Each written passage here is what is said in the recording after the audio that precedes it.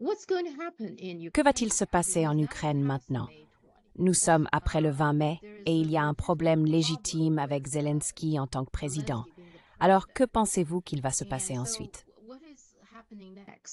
Well, well, no one knows exactly, but what one can Eh bien, personne ne sait exactement.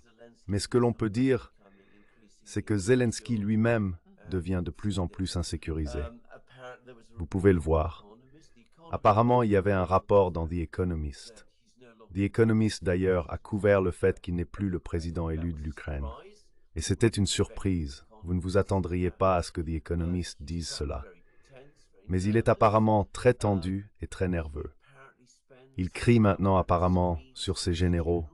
This is C'est like quelque chose que The Economist a dit, which ce qui me suggests suggère qu'il est très effrayé parce que les personnes effrayées se comportent de cette manière. who behave in that kind of way. Lavrov, qui n'était pas Lavrov là, now dit qu'il a été informé de cela par un haut diplomate. he was told by a top diplomat who was. He says that there was a meeting in Kiev in April. Il dit qu'il y a eu une réunion à Kiev en avril, lorsque Zelensky a eu une énorme crise de colère devant tout le corps diplomatique.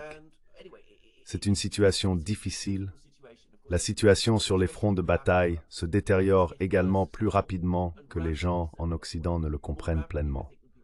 En plus de tout cela, nous avons maintenant cette loi de mobilisation qui apparemment fait disparaître les hommes des rues et des villes. Des films apparaissent montrant des villes à travers l'Ukraine désertées parce que les hommes se sont cachés. Cela commence maintenant à être confirmé par des responsables ukrainiens. Donc c'est une situation très mauvaise et insoutenable en Ukraine. It's a very bad situation in Ukraine and an unsustainable one. Et même Dominic Cummings dit que l'Occident est en train de se faire du mal en soutenant l'Ukraine. Alors, pensez-vous que cela peut vraiment durer jusqu'en novembre? Ou est-ce que ça se détériore probablement plus vite qu'ils ne l'avaient prévu? I think it is deteriorating much faster than they anticipated. Je pense que la situation se détériore beaucoup plus rapidement qu'ils ne l'avaient anticipé et beaucoup plus rapidement qu'ils ne le comprennent. Les Ukrainiens deviennent très désespérés. Ils ont envoyé une délégation à Washington, essayant de convaincre les Américains de donner le feu vert à des frappes de missiles utilisant des armes américaines en profondeur à l'intérieur de la Russie. C'est clairement une tentative des Ukrainiens d'impliquer les États-Unis dans leurs problèmes. Ils demandent également aux Américains d'envoyer des formateurs en Ukraine. Maintenant, ces formateurs, comme ceux que les États-Unis ont autrefois envoyés au Vietnam, ne seront pas seulement des formateurs. Ils seront inévitablement impliqués dans des combats réels. In actual combat, inevitably. So, what the Ukrainians who can see that the Ainsi, les Ukrainiens peuvent voir que la messe est dite. Ils sont inquiets et essayent de se sauver en attirant l'Occident. Ils ont un dernier espoir, que l'Occident vienne à leur secours. Ils misent également sur la prochaine conférence de paix en Suisse. Ils espèrent qu'elle approuvera le plan de Zelensky et conduira à un ultimatum international envers la Russie, et pas seulement occidental. Cependant, lors de la réunion en avril, les diplomates ont dit à Zelensky que cela n'allait pas se produire, et il n'était pas content. diplomats are telling Zelensky that that isn't going to happen, and he wasn't happy. So it's a very dangerous situation. I don't think C'est donc une situation très dangereuse. Je ne pense pas que les gouvernements occidentaux comprennent pleinement à quel point c'est grave. Ils croient encore que l'Ukraine pourra tenir. Mais la réalité est que la situation se détériore constamment. Le moral se détériore à travers l'Ukraine. La situation militaire se détériore. L'armée en Ukraine est proche de l'effondrement. Et bien sûr, Zelensky lui-même, comme vous l'avez justement dit, n'est plus le président constitutionnellement élu de l'Ukraine. Cela l'expose évidemment à toutes sortes de défis si la situation continue de s'aggraver. If the situation continues to get worse.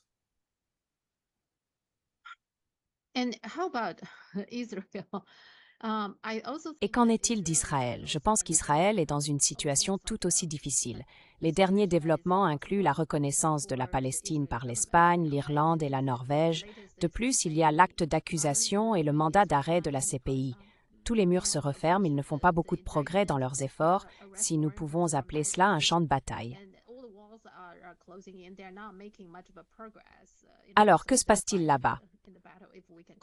Quelle est la suite? You've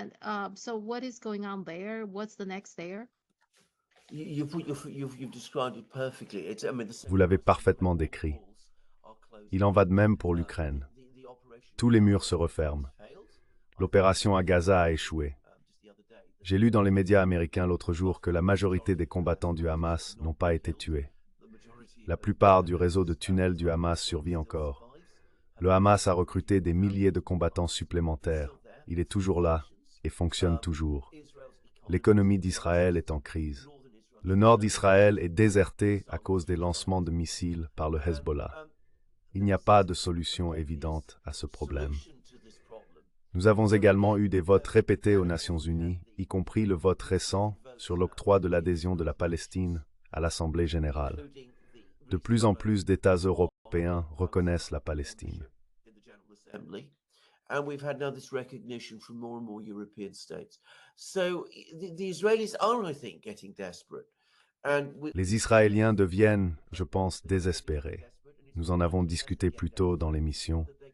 À mesure qu'ils deviennent plus désespérés, ils sont susceptibles de prendre des mesures de plus en plus imprudentes et dangereuses pour essayer de renverser la situation.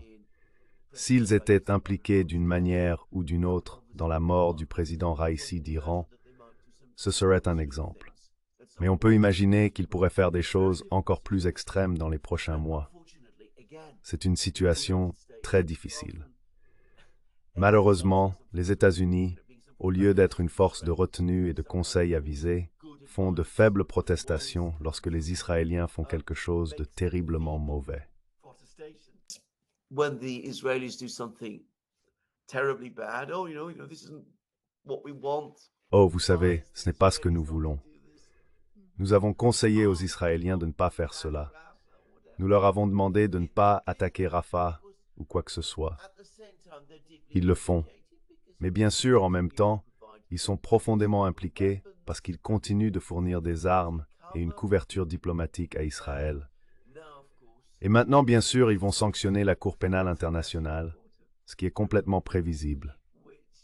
Notez que ce qui les a vraiment mis en colère, ce ne sont pas les horreurs à Gaza. Cela ne les a pas du tout mis en colère. Mais le mandat d'arrêt émis par la Cour pénale internationale contre le Premier ministre d'Israël, cela est apparemment scandaleux, et ils sont tous furieux à ce sujet.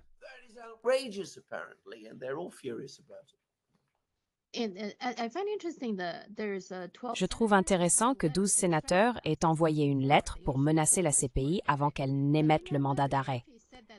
Dans cette lettre, ils ont dit qu'Israël n'est pas membre de la CPI et que pour cette raison, il n'y a ni légitimité ni juridiction. Mais la Russie et l'Ukraine ne sont pas non plus membres de la CPI. Donc, même la lettre des sénateurs américains implique que ce qu'ils ont fait pour Poutine était mal.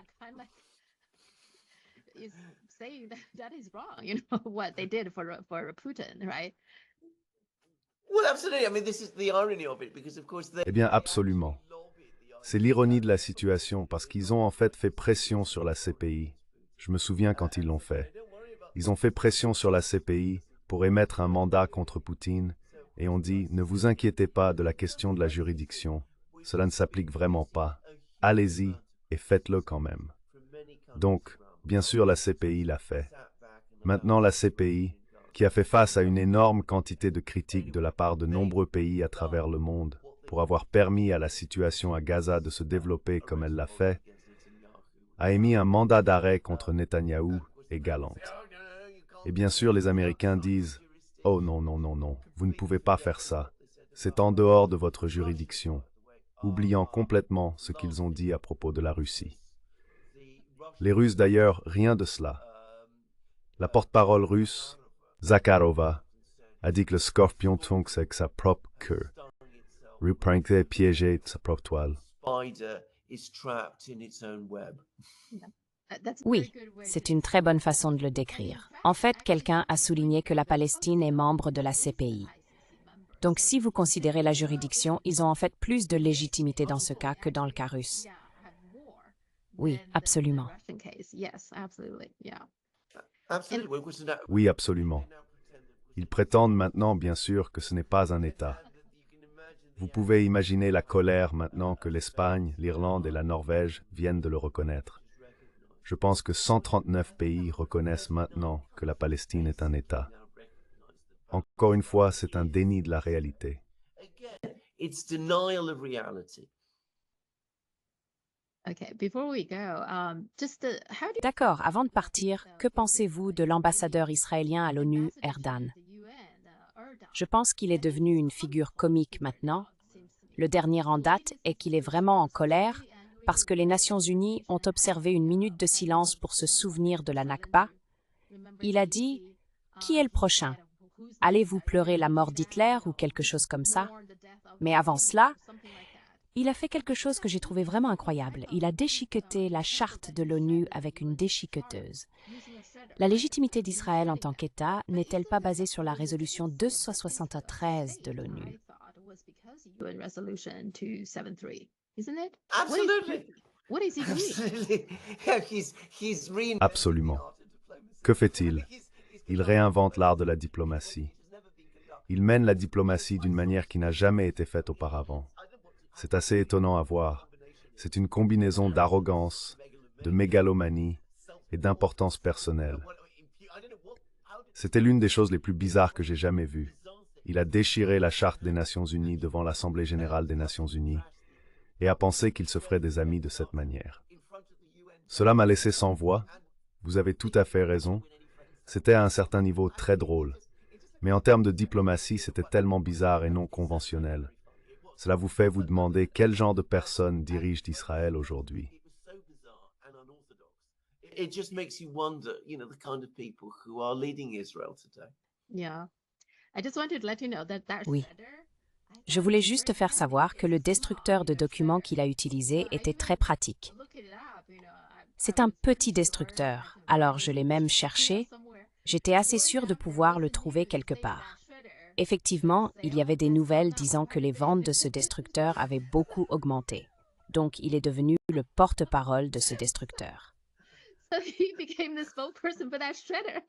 Eh bien voilà, Because it's obviously Parce que c'est pas seulement moi qui le remarque, c'est très pratique, n'est-ce pas? Vous pouvez le mettre sur votre bureau. Normalement, les destructeurs de documents sont grands et encombrants. J'ai pensé, oh, ce destructeur de documents a l'air bien. that shredder looks good. But seriously, Western leaders and Western diplomats are behaving in very bizarre ways. mais sérieusement, les dirigeants et diplomates occidentaux se comportent de manière très bizarre. Avec l'effondrement de l'Ukraine, comme nous en avons discuté dans le dernier programme, Blinken se rend à Kiev et visite un café qui apparemment avait un thème nazi. Ils ont enlevé tous les symboles et objets nazis avant son arrivée, mais il commence à jouer de la guitare alors même que le pays s'effondre autour de lui. Nous avons aussi l'ambassadeur israélien qui se comporte de manière excentrique. Cela vous fait vous demander quel genre de dirigeant l'Occident a maintenant. En revanche, quand vous voyez Poutine et Xi Jinping ensemble, vous voyez des gens sérieux. Leurs délégations se rencontrent et leur gouvernement se comporte toujours de manière digne.